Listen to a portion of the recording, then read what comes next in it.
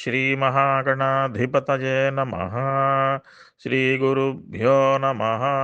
हरिः ॐ। ॐ गणानां त्वा गणपतिगुं हवामहे कविं कवीनामुपमश्रवस्तमम् ज्येष्ठराजं ब्रह्मणां ब्रह्मणस्पत नः शृण्वन्नोतिभिः सीदसादनम् श्रीमहागणाधिपतये नमः। श्रीगुरुभ्यो नमः। हरिः ॐ। ॐ प्रणो देवी सरस्वती वाजेभिर्वाजिनीवती धीनामवित्रियवतु। श्रीमहासरस्वत्यै नमः। श्रीगुरुभ्यो नमः। हरिः ॐ। Adi Shankaracharya wrote a number of Vedantic works for imparting knowledge of the self and the universal spirit. He also composed a number of hymns to foster bhakti in the hearts of men. దీనికి వెళ్ళే ముందర ఈ కనకధారా స్తోత్రంలో ఉండేటువంటి కూర్పు ఏ విధంగా ఎంత బాగా చేశారో కూడా ఒక్కసారి మనం ఇక్కడ చూద్దాం. ఇప్పుడు దీనిలో 1వ శ్లోకం నుంచి అంటే ఏంటన్నమాట, అంగం హరే పులక భూషణమాశ్రయంతి అనేటువంటి శ్లోకం నుంచి కూడా 9వ శ్లోకం వరకు కూడా ఇదంతా కూడా అమ్మవారి యొక్క చూపులు అనేటువంటిది ఇక్కడ మనకి చూపించారన్నమాట. అంటే ఏంటంటే అమ్మవారి యొక్క చూపుల ప్రభావం. ఇప్పుడు ఆ చూపుల గురించి వివరం ఈ 9 శ్లోకాల్లో కూడా ఉంటుంది. ఆ శ్లోకాలు వచ్చినప్పుడు మనం చెప్పుకుందాం. ఇప్పుడు దాని తర్వాత ఈ 10వ శ్లోకం ఉంటుంది. అదేమిటి, గీర్దేవతేతి గరుడధ్వజ సుందరీతే అనే శ్లోకం ఉంటుంది. అది అమ్మవారి యొక్క ముగ్గురమ్మల మూలపుటమ్మైనటువంటి అమ్మల గన్నయమ్మ స్వరూపం చూపించారు అన్నమాట. అది అంటే ఈ సృష్టికారిని ఏ విధంగా అయితే సృష్టి స్థితి లయలు 3 కలిపి చేసినటువంటి ఆ తల్లి ఉందో ఆ తల్లిని ఈ శ్లోకంలో మనకి దర్శింపజేశారు శంకరాచార్యుల వారు. తర్వాత 11వ శ్లోకం అంటే శృత్యై నమోస్తు అనేటువంటి శ్లోకం నుంచి కూడా 16వ శ్లోకం వరకు కూడా దానిలో మనకి అంటే 15 అనుకుందాం పోయి, నమోస్తు కాంత్యే కమలేక్షణాయ అనేటువంటి వరకు కూడా అమ్మవారికి భక్తుడు చేసేటువంటి ఒక 21 నమస్కారాలు దానిలో చెప్పారు. అంటే దీన్ని ఒక నమ్మకం అనుకోవచ్చండి. నమ్మకం అంటే నమస్కారం కదండి. నమస్కారం భక్తిపూర్వకంగా చేసేటువంటి నమస్కారమే నమ్మకం. ఈ శ్లోకాల్లో అంటే ఈ 11వ శ్లోకం నుంచి 15వ శ్లోకంలో ఉండే శ్లోకాలు మొత్తం 21 నమస్కారాలు చెప్తూ ఆ తర్వాత శ్లోకంలో ఏం చేశారన్నమాట, అమ్మవారిని మనం ఈ విధంగా స్తోత్రం చేస్తే మనకు కలిగేటువంటి ప్రయోజనం ఏమిటి అనేటువంటిది చెప్పారు. ఆ శ్లోకమే సంపత్కరాణి సకలేంద్రియ నందన అనే శ్లోకం అన్నమాట. తర్వాత శ్లోకంలో అమ్మవారిని మనం ఎలా ఆశ్రయించాలి, ఆశ్రయించినట్లయితే ఉండే ప్రయోజనం ఏమిటి అనేటువంటిది చెప్పారు. అదే యత్ కటాక్షస ఉపాసనా విధి అనేటువంటి శ్లోకం కూడా అక్కడ మనకి చెప్పారండి. ఆ తర్వాత అమ్మవారి అనుగ్రహం ఏ విధంగా పొందాలి, అనుగ్రహం ఎలా వస్తుంది అనేటువంటిది, అనుగ్రహం ఎలా ఉంటుంది అనేటువంటిది మనకి సరస్వజనయనే సరోజహస్తే అనే శ్లోకంలో చక్కగా చెప్పారనమాట. తర్వాత శ్లోకం చూసారా, 19వ శ్లోకం దిగ్భ్రష్టిభి కనక కుంభ ముఖావసృష్ట అనేటువంటి శ్లోకంలో అమ్మవారి యొక్క ఆ సాకార రూపం మనకు చూపించారు. ఆ తల్లి ఇది ధ్యాన శ్లోకంగా మనం భావించవచ్చు. సాధారణంగా ధ్యాన శ్లోకం స్తోత్రానికి ముందర ఉంటుంది. ఇక్కడ ఈ విధంగా మనకి శంకర భగవత్పాదులు పెట్టి అమ్మవారిని ఈ స్తోత్ర మధ్యలో అమ్మవారి రూపాన్ని మనకి దర్శింపజేశారన్నమాట. అది ఆ శ్లోకంలో కూడా మనం విస్తారంగా మనం చూద్దాం. తర్వాత 20వ శ్లోకంలో కూడా ఆకాంక్ష అంటే ఏంటంటే ఎందుకు మనం ఇదంతా చేస్తున్నది ఏంటంటే దానిలో మనకి ఆ కోరిక ఏమిటి, మన ఈ భక్తుల కోరిక ఏమిటి దీనిలో 20వ శ్లోకంలో కమలే కమలాక్షవల్లభేత్వం అని చెప్పి దానిలో శ్లోకంలో చెప్పారు. తర్వాత ఉండేటువంటి చాలా పుస్తకాల్లో ఇంకో 3 శ్లోకాలు కనబడతాయి. ఆ 3 కూడా ప్రక్షిప్త శ్లోకములు అంటారు. అంటే ప్రక్షిప్తం అంటే అడిషనల్ శ్లోకాలు అంటారు. ఇవి శంకరాచార్య వారు చెప్పలేదు. శంకరాచార్య వారు చెప్పినటువంటిది ఈ 20 శ్లోకాలు చెప్పారు. తర్వాత ఈ కొన్ని లక్ష్మీ సంబంధితమైనటువంటి మంత్రశాస్త్రాల్లోంచి సేకరించి ఈ 3 శ్లోకాలు అంటే బిల్వాటవి మధ్య లసస్సరోజైన ఒకటి, కమలాసన పాణినాల లాటే అని ఒక శ్లోకం ఒకటి, అంభోరం జన్మగృహం భవత్యా అని ఈ 3 శ్లోకాలు కూడా ప్రక్షిప్త శ్లోకాలు ఉంటాయి. అవి కూడా చాలా గ్రహించదగినవి, చాలా మంచి అర్థం ఉంటుంది. అందుకని అది కూడా భక్తులు దీనిలో కలిపారు. శంకరాచార్య వారు చెప్పలేదు. ఇది కాకుండా స్తువంతి స్వరమూభిరన్వహం అని చెప్పి ఒక శ్లోకం, దాని తర్వాత సువర్ణధారా శ్లోకం, ఈ 2 కూడా ఫలశ్రుతి అంత్య శ్లోకాలు. అందుకని ఏంటన్నమాట, ఈ కూర్పు చూసినట్లయితే మొదటి 20 శ్లోకాలు శంకరాచార్య వారు చెప్పినట్లయితే 3 ప్రక్షిప్త శ్లోకాలు, 2 ఫలశ్రుతి శ్లోకాలు, మొదట ఉండేటువంటి ఈ గణేష ప్రార్థన కలిపినట్లయితే ఒక 25-26 శ్లోకాలు మొత్తం దీనిలో కనబడతాయి. అందుకని మీకు కొన్ని పుస్తకాల్లో ఈ ప్రక్షిప్త శ్లోకాలు ఉండవు, మిగిలిన శ్లోకాలే కనబడుతుంటాయి. కొన్ని చోట్ల ఈ ప్రక్షిప్త శ్లోకాలు ఇవి కూడా కలిసి ఉంటాయి. అందుకని కొంచెం గందరగోళం వస్తుంది ఈ కనకధార స్తోత్రం పుస్తకాల్లో చూసిన వాళ్ళందరికీ కూడా. అందుకని ఆ గందరగోళం ఉండకుండా ఇన్ని శ్లోకాలు కూడా మనం గ్రహించుకోవాలి. మన స్తోత్ర పారాయణలో ఈ శ్లోకాలన్నీ కూడా చెయ్యాలి అనేటువంటిది మనం గ్రహించుకోవాలన్న విషయం ఇక్కడ మనం చెప్తున్నాం.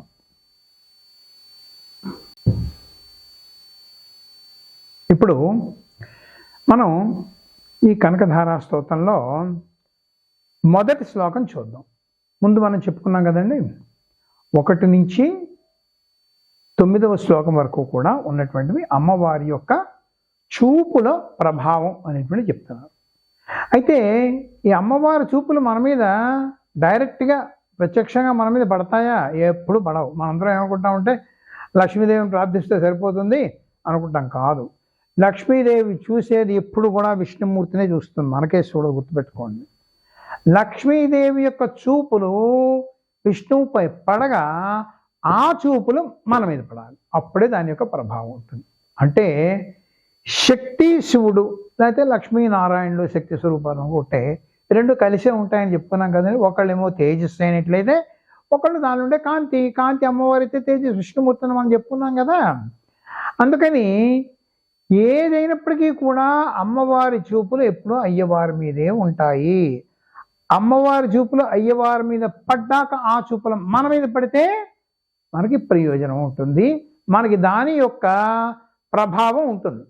అది మనం గ్రహించుకోవాలి. అదే మనకి శంకర భగవత్పాదులు వారు చెప్తున్నారు. అందుకని ఎప్పుడు కూడా చూడండి, ఉదాహరణకు కూడా మనం చూసినట్లయితే లక్ష్మీదేవి ఎప్పుడు కూడా ఎక్కడ ఉంటుంది?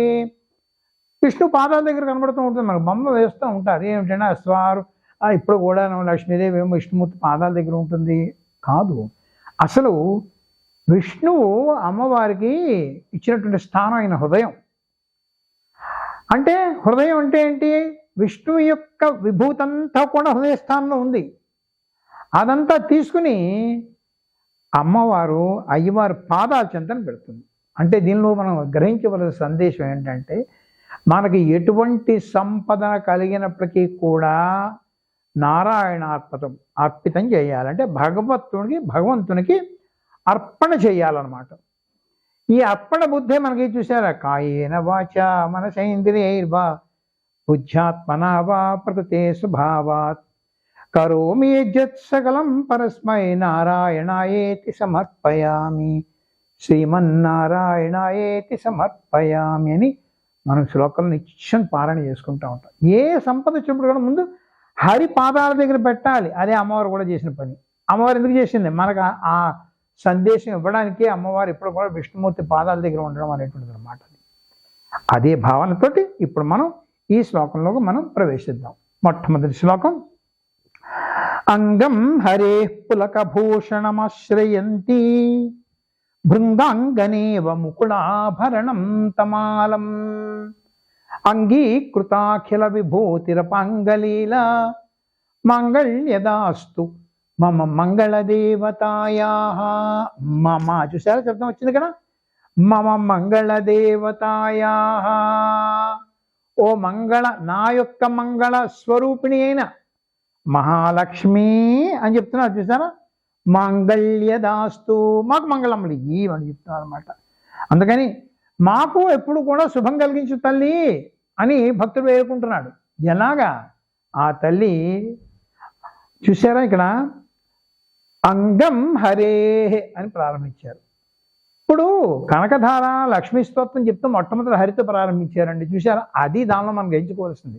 ఇక్కడ లక్ష్మితో ప్రారంభించలేదు, హరితో ప్రారంభించారు. అంటే ఏంటన్నమాట, ప్రధానమైనటువంటి పరబ్రహ్మస్వరూపుడు ఆ నారాయణుడు అనేటువంటి ఇక్కడ మనకు చూపిస్తున్నారు. ఆ నారాయణ విభూతే అమ్మవారు గ్రహించి మనకి ఇస్తోంది. అంటే అమ్మవారు ప్రకృతి స్వరూపిణిగా పరబ్రహ్మ నుంచి వచ్చి మనకి ఈ మొత్తం ప్రకృతిని ప్రసాదించింది. మనం ఆ ప్రకృతినే చూస్తున్నాం. ఆ ప్రకృతిలో ఉన్నటువంటి ఆ ప్రకృతి యొక్క శక్తిని మనం చూడడం లేదు. మనం చూడవలసింది ఏంటి, ప్రకృతితో పాటు ప్రకృతిలో ఉన్న ప్రకృతి శక్తిని చూడాలి.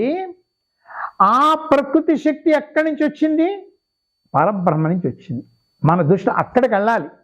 అది శ్లోకాల్లో చెప్పేటువంటిది. అంటే ఈ లక్ష్మీ చూపులు హరిపై పడి, హరిపై అంటే ఈ సిరి చూపులు హరిపై పడగా ఆ హరి చూపులు మనపై పడతాయంటే సిరి హరి చూపులు కలిపి మన మీద అదే ప్రకృతి అండి. అంతేగాని ఒక్క లక్ష్మీదేవి చూపులు మాత్రం కాదు. అది మనం గ్రహించుకోవాలి మనం ఇక్కడ కూడా. అందుకని ఇక్కడ మొదలెట్టడంలోనే అంగం హరే పులక భూషణమాశ్రయంతి, హరి యొక్క శరీరం పలికించిందట. అది మొట్టమొదటి. ఎందుకు పలికించింది అది? భృంగాంగనేవ ముకుళాభరణం తమాలం. ఆ శరీరం ఎలా పలికించిందంటేట, ఆ పులకింత కూడా ఒక తుమ్మెద పుష్పం మీద కానీ వాలినట్లయితే పుష్పం యొక్క మకరందాన్నేమో ఆ తుమ్మెద గ్రహిస్తూ ఉంటుంది కదా. అప్పుడేమవుతుంది, భృంగాంగనేవ ముకుళాభరణం తమాలం. ముకుళాభరణం అంటే ఏంటంటే, ముకుళం అంటే పుష్పం. ఆ పుష్పం మీద, ఏ పుష్పం అది, తమాల వృక్షం అనేటువంటి దాన్ని, అంటే గాను చెట్టు అంటాం తెలుగులో మనం. ఈ తమాల వృక్షం మీద ఒక తుమ్మెద, నల్లటి తుమ్మెద పడింది. పడినట్లయితే ఈ తమాల వృక్షం ఏంటిట, హరి యొక్క అంగం. అంగం హరే అదనమాట. అంటే ఏంటంటే తమాల వృక్షం నల్లగా ఉంటాడు కదండి, నారాయణుడు నీలంగా నల్లగా ఉంటాడు కదా. నల్లగా ఉండేట గాను చెట్టుతో పోల్చారండి ఇక్కడ, అంతకన్నా ఏం లేదండి ఇక్కడ. అది అటువంటి తమాల వృక్షం అనేటువంటి హరి మీద భృంగాంగనేవ అమ్మవారి చూపులు ఒక తుమ్మెదలా పడ్డాయిటండి, చూసారా? భృంగాంగనేవ ముకుళాభరణం తమాల్ అంటే ఆ తమాల వృక్షానికి ఉండేటువంటి పువ్వు యొక్క మొగ్గలు ఎలా అయితే పులకించి ఉంటాయో, హరి యొక్క శరీరం కూడా అమ్మవారి చూపులు అలా పులకించిందండి. అది చూసారా? అది అది అంగీకృత అఖిల విభూతిర అపాంగలీల. అపాంగలీల చూసారా? అపాంగం అంటే క్రీగంటి చూపు, కటాక్షాలు అంటారు కదండి, క్రీగంటి చూపు. ఆ క్రీగంటి చూపు, అమ్మవారి యొక్క క్రీగంటి చూపు అంగీకృతాఖిల విభూతి. అప్పుడు ఆ చూపు ఏమోను హరి మీద పడింది. హరిలోనే కదండి మొత్తం విభూతి, అంటే ఐశ్వర్యం అంతా అక్కడే ఉంది కదండి. ఆ విభూతిని ఈ తల్లి అంగీకరించింది. అంటే ఆ విభూతిని ఈ తల్లి దర్శించింది. ఎలాగ? భృంగాంగనేవ తమాల వృక్షం మీద ఉండేటువంటి మొగ్గల మీద పడినటువంటి తుమ్మెదలాగా హరి అనేటువంటి తమాల వృక్షం అనేటువంటి శరీరం మీద ఈ అమ్మవారి యొక్క చూపులు పడ్డాయి. అటువంటి హరిని తను అంగీకరించింది. అటువంటి ఆ విధంగా హరిపై పడిన ఆ సిరి చూపులు మాకు మంగళ్యదాస్తు మమ మంగళదేవతాయ అని ఆనాడు శంకర భగవత్పాదులు వారు చెప్పారు. ఆయన మమ అంటే అక్కడ ఆయన అనుకుని తెలుసు కనుక ఈ కలియుగంలో కూడా మనుషులందరికీ కూడా కుదరదు కాబట్టి ఎవళ్ళు పఠిస్తే వాళ్ళకి ఆ మంగళములు కావాలి, ప్రసాదించబడాలి అనేటువంటిది ఇక్కడ మనకి చెప్పారు అనేటువంటి మనం గ్రహించుకోవాలి.